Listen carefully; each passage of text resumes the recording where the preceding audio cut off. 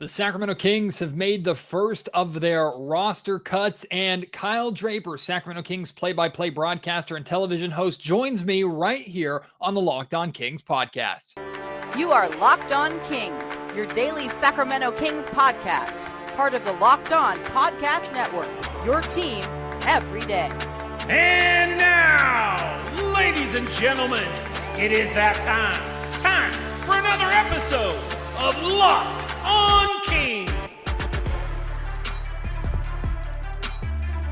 Hello and welcome into Locked On Kings, your podcast hub for Sacramento Kings coverage all regular season and all off-season. My name is Matt George. I have the privilege of being your host here. I'm a Sacramento sports reporter and producer for ABC 10 News. And before we get to my conversation with Kyle Draper, we found out this morning that the Sacramento Kings are making some roster cuts. The first two to be cut, guard Quinn Cook and wing Kent Bazemore. Two veteran players getting cut first, which I think is telling in a lot of ways. Now, first and foremost, best of luck to both Quinn Cook and Kent Bazemore. I know Kent a little bit better than I know Quinn, but both two really, really nice guys. Hope they land on their feet, and I hope they find opportunity for themselves in the league somewhere.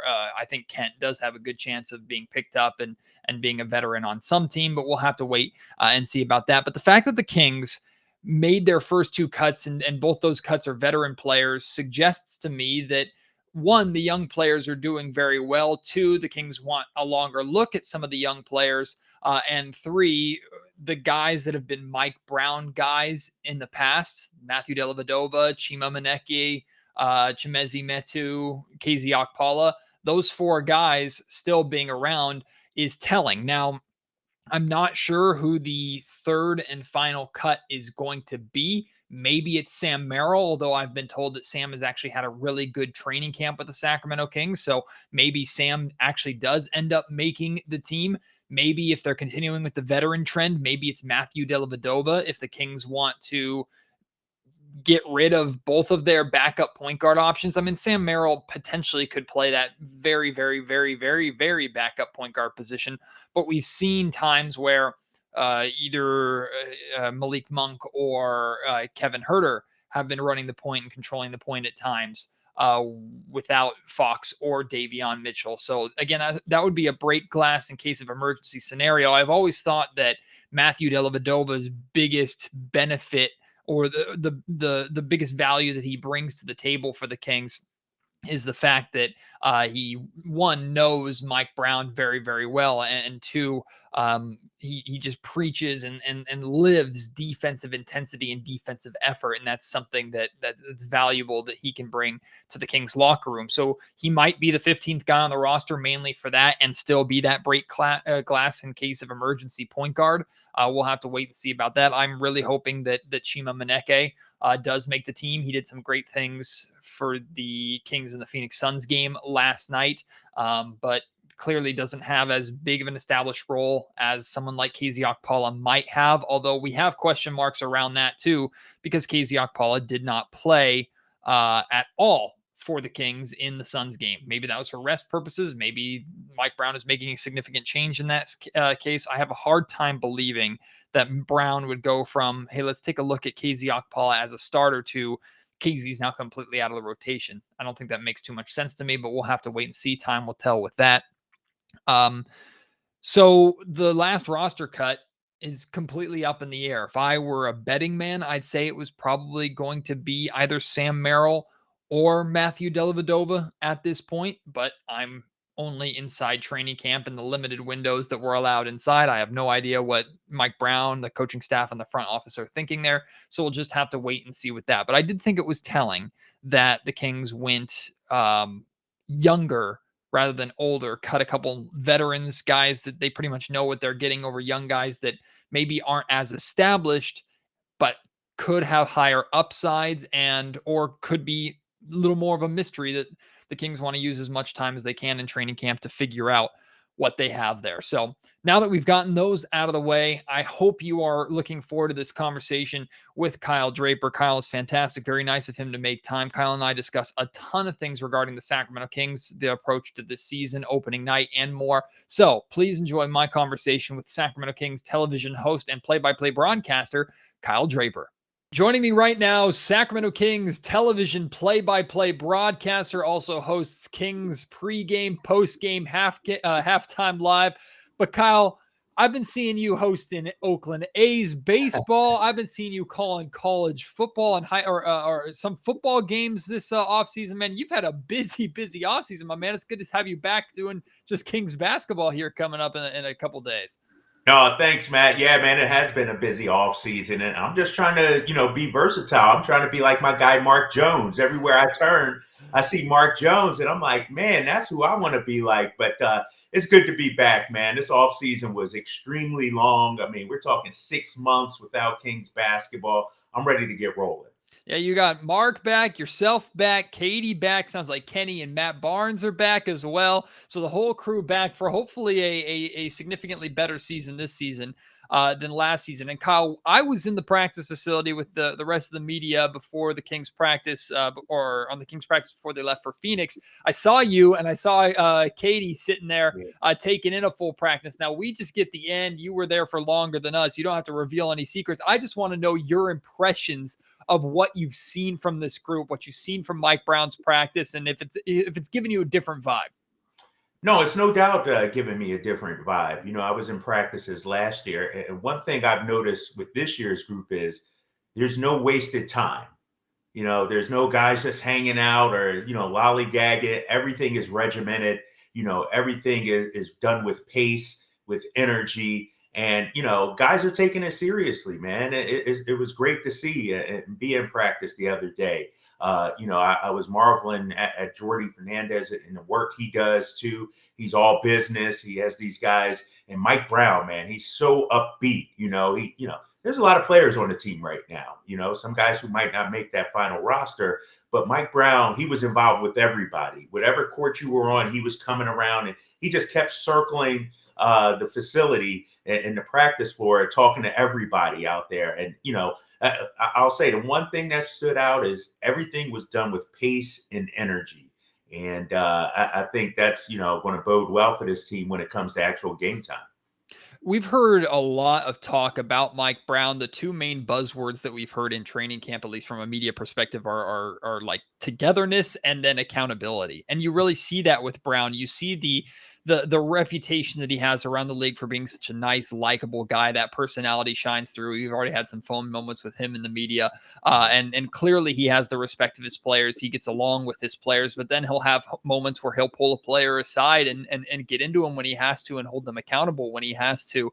That is a very tough line to walk, I think, when you're managing those personalities, managing these egos. These are the best of the best in the world at what they do. And you can get into them a little bit and tell them when you need more out of them, but also have so much respect from them and appreciation from them and respect for them in return that they're willing to take that criticism from you because or they know that you have the best for them. It's just something very unique to Mike Brown that it sounds like most NBA coaches have, or at least most successful NBA coaches have, but we've really been able to see that in training camp this year compared to years past. Has that jumped off the page to you too? Yeah, for sure. And as a head coach, if you want to be successful, you got to have that, right? You don't want to walk into a locker room and have players look at you and say, well, what have you done? What's your resume? Well, Mike Brown has that resume, having coached LeBron, Tim Duncan, Kobe, Steph Curry. I mean, he's been to the NBA finals as a head coach before. And so I just think he comes in with a different cachet. I mean, he comes in having won multiple championships as a coach on the bench. And so I just think, he garners that respect. And the one thing Mike Brown does, and we've talked about it, him and I, his military background, his family moved around a lot. So he had to immerse himself in different cultures. He had to get along with different people all around the world. And he says that has helped him relate to players. He feels like he can relate to any player in the league, whether it's a young guy, an old guy, a guy from overseas. I mean, he has that experience. And so I think when he walks into a room, You got to respect him. But the thing about Mike Brown too, he doesn't walk in and it's not this is my show, this is my ship. I'm the captain here. It's my way or the highway. He has an innate ability to, make you feel like you're part of the process as well, make you feel comfortable. And it's not all about him. I used to work in Boston with Brad Stevens. And one of the things I said about Brad Stevens is he doesn't have an ego. And so, the players, some players do have egos. We understand that. But, when the coach is sacrificing and when you can feel the coach wants the best out of you for you, I think that's when you'll be successful. And that's what Mike Brown has. And we've seen it with De'Aaron Fox, the work that he's put in the offseason. We've seen it with Sabonis. I mean, these guys are committed, and it's just a different vibe around the facility right now. One of the things I appreciate about you and your style, Kyle, is especially last season, there would be games, there would be halves where you would come on during the halftime show or you would come on during post game and the fans would be feeling, wow, that sucked. Like that didn't go well, or that wasn't fun. I didn't necessarily enjoy that. And you would bring that to the table as well. It wouldn't just be like, well, okay, let's gloss over it. It was like, no, it has to be better. And you would allow some of that frustration because you knew, just like we knew, that last year's team was capable of being significantly better than what they were. So I wanted to ask you, a lot of the frustrations that you had, or some of the things that you saw consistently that were issues with this team last year, have you seen, even in the short time of these few preseason games and training camp and things like that, have you seen a lot of those bad habits and frustrations already being fixed or corrected? No, not at all. And I know it's only preseason, and so it's hard to judge. But, one of the things that frustrated me last year, and you'll talk to the players and they'll say it, at times guys were out there freelancing. Guys were looking for their own shot. I mean, my thought is the mark of a great franchise, a great team, is that no matter who's on the floor, they stick to their style of play.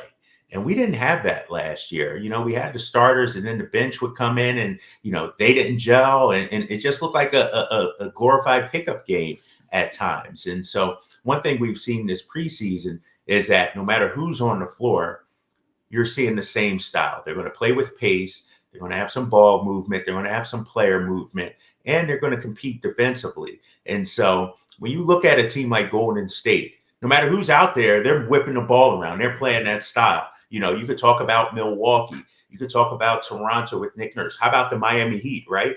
We know what the Miami Heat culture is. We know how they want to play. They want to be physical with you. They want to be tough. And so I think the Kings are starting to come up with some sort of identity, right? That, over the last few years, we always ask, what's the Kings' identity? Who are they? And they wanted to be an up-tempo, a fast team, but then it didn't translate on the floor. And I think what you're seeing so far in this preseason is that no matter what game it is, they're playing their same way. You're seeing a lot of passing and a lot of cutting. And I think, give Jay Triano a lot of credit. He's in charge of the offense, and that's something that they preach in practice too. And, when they go through film session, if you're not doing it the way they want it to be done, they'll point it out. That's that accountability you talked about earlier.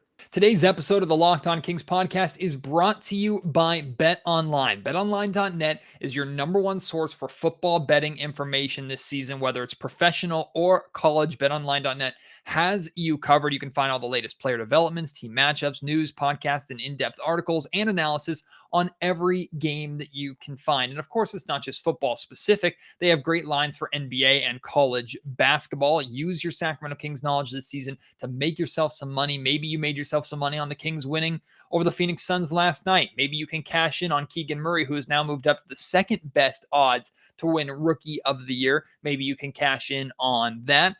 Cash in on the over or under on Sacramento Kings win totals, depending upon if you're an optimistic or pessimistic person. And if you're really feeling crazy, maybe a major cash in if the Sacramento Kings actually win an NBA championship. They have all those fun bets happening right now. And then once the game starts, more great betting lines for the regular season. As always, BetOnline remains your continued source for all your sports wagering information with live betting and up-to-the-minute scores for every single sport out there. That includes MMA, boxing, and golf.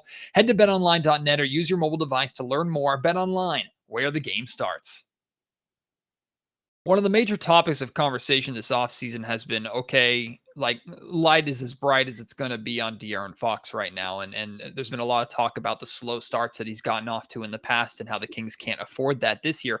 But at the same time, Kyle, one of the major differences that I see with this group is I feel like De'Aaron Fox no longer has to be great to perfect on a nightly basis for Sacramento to have a chance. There are nights where De'Aaron's going to have a bad night, and because of the roster and the pieces around him, this team can survive that. Now, I'm not saying that we still need the consistent best out of De'Aaron Fox if the Sacramento Kings want a chance at ultimately being a playoff team. But the depth that Monte McNair has added, the complementary pieces that Monte McNair has added, I have to believe that in some ways, even with the amount of pressure on Fox, maybe some of that weight has been lifted off his shoulders a little bit. Yeah, I agree. I think this is a big year for De'Aaron Fox to take that leap. I predicted that he would be an all-star, and I'm standing by that. We looked at his numbers last season when him and Sabonis played together. They were all-star caliber numbers. But you're right about him not having to be that dude every single night. And this is something different than we've had the last couple of years. A couple of years ago, my first season with the Kings, I told Katie, I said, if we're going to be successful, De'Aaron Fox has to be that guy every single night. We see it from Tatum. We see it from Mitchell, Bam Adebayo, whoever. That draft class, you got to be that guy. With that being said, this is the first time that I've been here that we can go down the list and look at a guy that can get you 20 on any given night. I remember the Miami Heat a couple years ago when they advanced to the NBA Finals.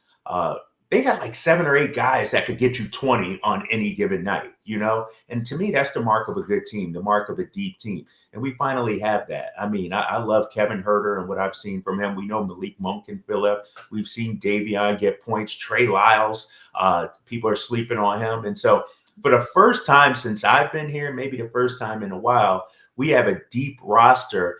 And think about it. They're making some cuts, before the season starts. And a veteran who has championship experience probably won't make the team. And so if you're a coach and you talk to any coach in the league, they would love to have that problem though, right? Love to have that kind of depth. Instead of searching for, man, I wish we had this, I wish we had that, who can I put in? Mike Brown has a plethora of options that he can go to. And I think Kings fans, you'll see that impacted on the floor. And it's one thing, Kyle, to have guys like Herder and Monk and proven NBA talent that what they've done in the league here in your training camp fighting for minutes. It's another when you have a rookie in Keegan Murray walk into your practice facility, and every time he's on the floor preseason, he's averaging over 16 points a game. During summer league, averaged over 20 points. I mean, he just has translated so well. I'm curious what you've seen both in summer league, training camp, preseason, what you've seen from the 4th overall pick. Man, he has been better than advertised. He has impressed me both in practice and out of practice in games as well. And the thing I love about him, a lot of times when you're a lottery pick, when you're a top 5 pick, you come in with a sort of chip on your shoulder, feeling like you have to prove something. And Keegan Murray is just being Keegan Murray out there. He's not in a rush. He's taking what the defense gives him, and he's not being asked to carry a franchise. And I think this is a perfect situation for him. His basketball IQ is high. And I have this saying, this thought that there are certain guys that when they get on the court, the ball just finds them, whether it's a loose ball, whether it's an opportunity. And that's how Keegan Murray is. He's always in the right place at the right time. I think he's better defensively than we give him credit for, his ability to switch out. I mean, he's not going to lock down guards, but he's not a liability defensively. And so I've been impressed. I think, the higher ups in the organization are impressed. They love what they have in this guy. And, it's funny because on our preview show, Kenny Thomas said Keegan Murray's going to average 20 points a game. Pump the brakes, young fella. I don't think that's going to happen this year.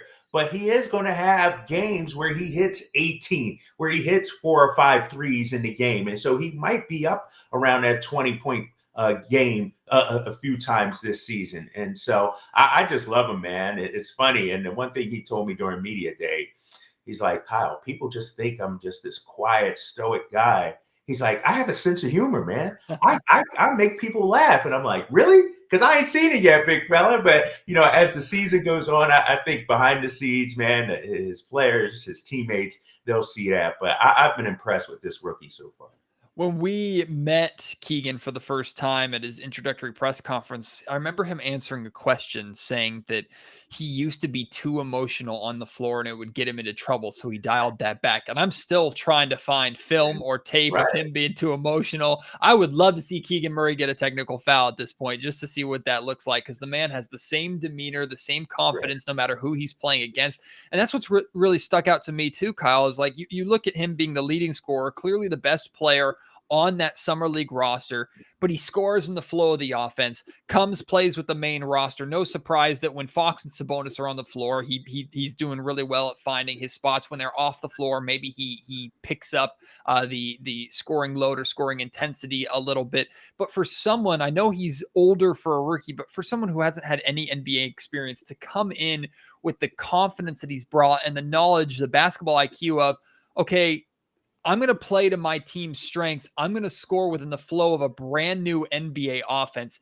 That translation has been maybe the most surprising out of anything from any rookie, not just Keegan.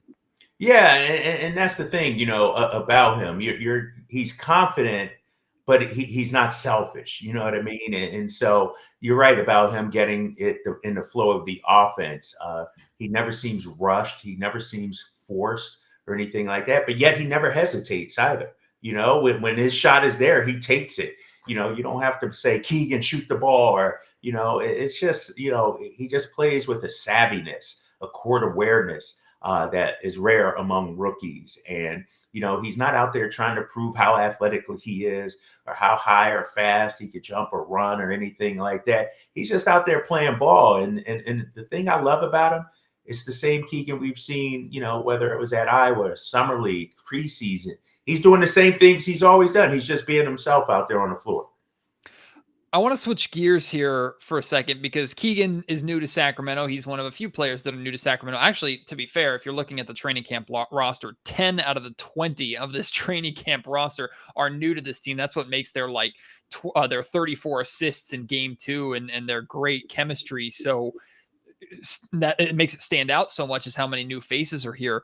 But Kyle, you came from Boston to Sacramento. You came from one of the biggest sports markets in the world to Sacramento here. And there have been a lot of players over Sacramento's history, the Kings' history, that have come here, maybe didn't want to come here or didn't know too much about Sacramento, that ended up falling in love with this place. So you can provide a really unique perspective of going from a major market and coming here to Sacramento. And I know Mark Jones also speaks very highly of Sacramento when he talks to people around the league. But what is it about Sacramento, this fan base, that is so unique in your perspective that wins so many players over? Well, I think when you look at it, the big elephant in the room, and it's not even an elephant, we all know about the history of this franchise and how it's struggled the last 16 years. But when you look at the fan base, they still show out. They still believe, they're still hopeful. And I think, I remember a game, it was February against the Chicago Bulls. Kings were pretty much out of it. They weren't going to make a playoff run, but the energy from that crowd, the passion. And so I witnessed firsthand how a February regular season game felt like a playoff game.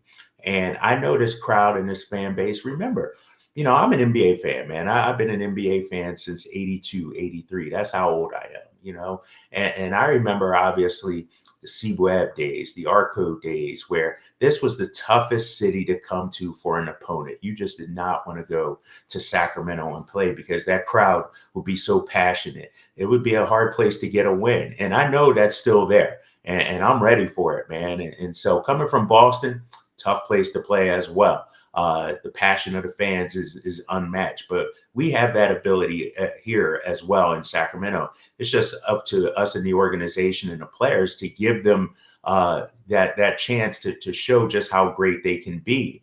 I mean, I've seen it, walking the streets, going to the grocery store, people stopping me and saying, this is going to be our year. And so I like the optimism that they have this year. They feel it as well as I do. And so this is, it's one of the reasons why Mike Brown took the job, because he knows what this can be. He knows what this can turn into. And that's the same thing for me. You have two of the coolest seats inside the Golden One Center. You have the NBC Sports set with the fans behind you for pre and post game for home games, and then you get to sit at the scorers table or in the second row with Katie calling games. Out of those two seats, do you have a favorite between the two of them? Because I mean, they're both providing a different energy, that's for sure. Yeah, you're right about that. Obviously, I like being close to the floor, close to the action, right there. I like hearing the sounds of the game, the squeaking of the sneakers. I like hearing the interaction between coach and players, the referees. With that being said, the energy on a pre and post game show, when that crowd is behind you, it is unmatched as well. And so if I had to pick, I want to be closest to the floor. But man, in terms of a interaction with the crowd and the fan base, pre and post game is pretty good. I've done some shows when they've been 5, 6, 7 rows deep after a big win. And, I feed off of that excitement, and I like to tell people, sure, I'm a broadcaster, I'm a professional, but at the end of the day, at my heart, at my core, I'm a fan of the game. I'm a fan of the team. I'm a fan of basketball. And so I feed off the energy, whether it's, down there near the court or up at the NBC Sports studio desk. We had 14,000 in the building for preseason Kings versus Portland Trailblazers. In less than a week, we're going to have real deal Kings versus Portland Trailblazers. You and the whole crew, of course, will be there for opening night. What kind of vibes? What are you expecting for that night, both on the floor and then just in the building? Oh, it's going to be amazing. You remember that game where it was Sabonis' first game, and just that kind of energy? It's going to be like that.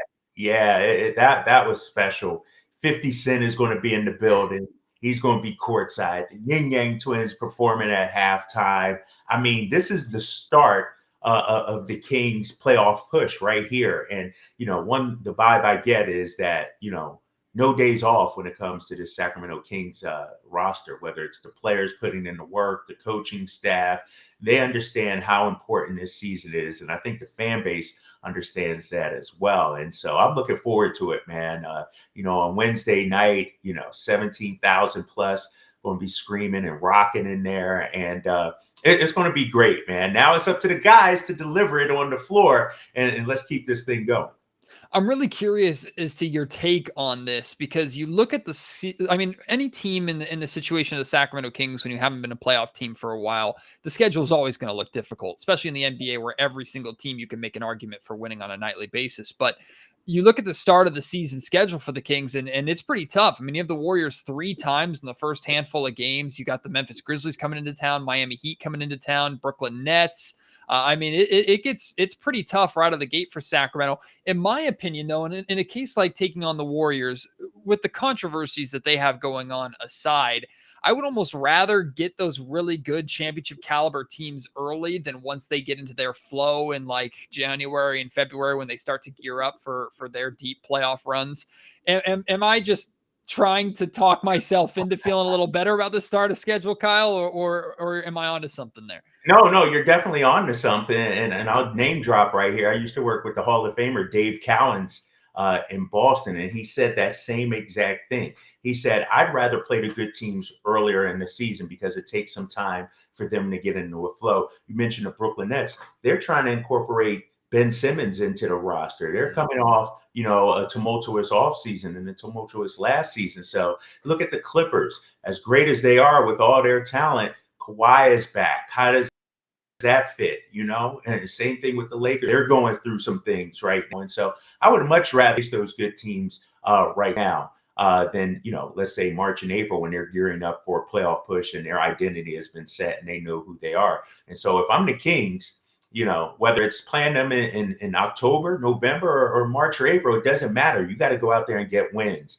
And I'm a big believer in banking wins as early as possible. And so that, you're not, struggling, down there over the last month. One of the things that was frustrating is by January or February, you understood that the Kings would have to play amazing basketball just to get into the play-in tournament the last month or two. Let's take some of that pressure off. Why can't we be a 40-win team, a 42-win team, and really make that leap this year? And so I think, right from the get-go, we'll see the Kings play hard.